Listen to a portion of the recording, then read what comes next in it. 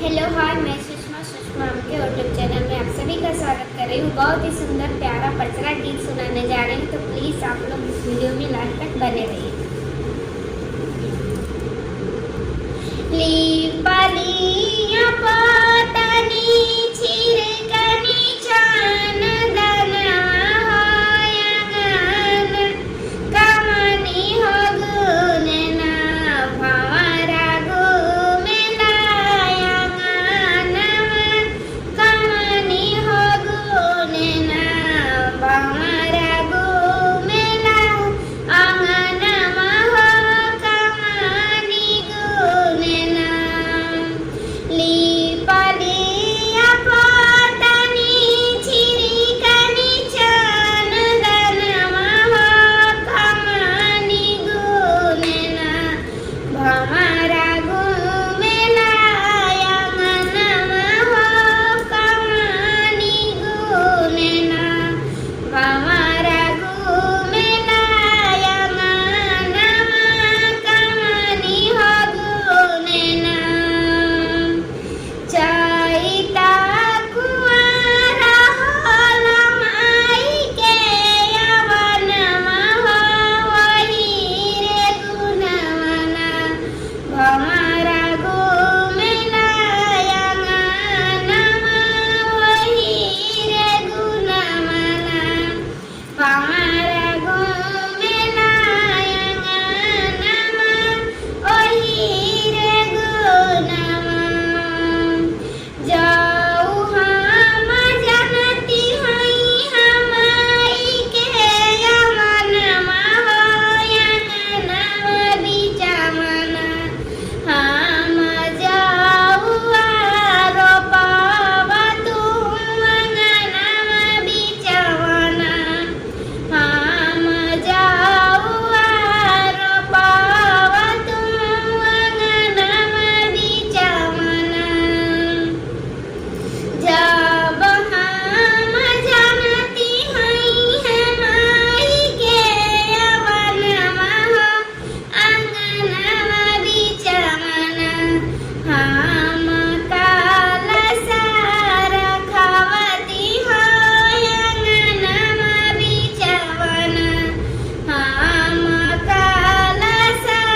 रखवती हो अंगनमा बिचवना लीपलिया पातनी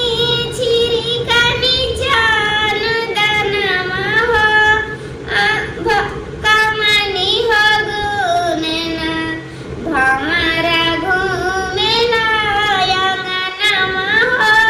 कमनी हो गुनना भंवरा घुमेलायगनमा हो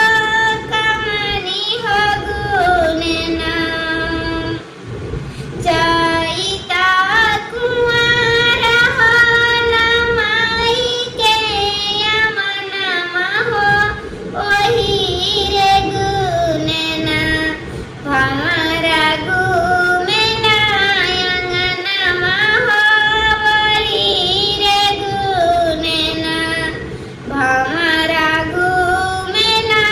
घुमेलायगनमा हो वही रे गुनना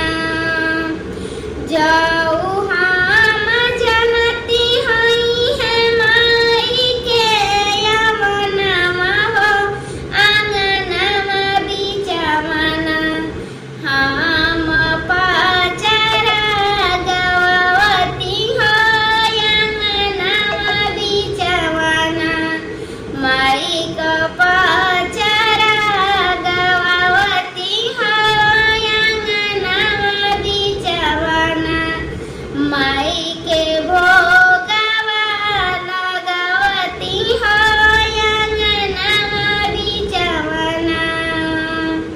लीपलिया पातनी छिरकनी चान दनवा हो कमनी गुनना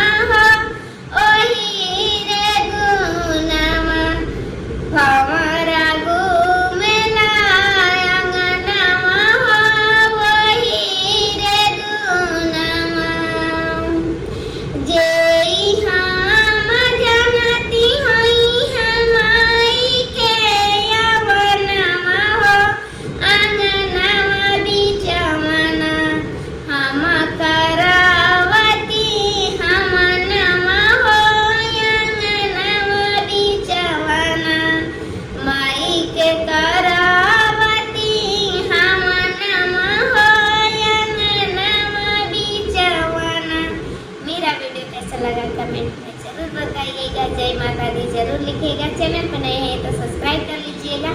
फिर मिलेंगे नेक्स्ट वीडियो में, तब तक के लिए नमस्ते, बाय।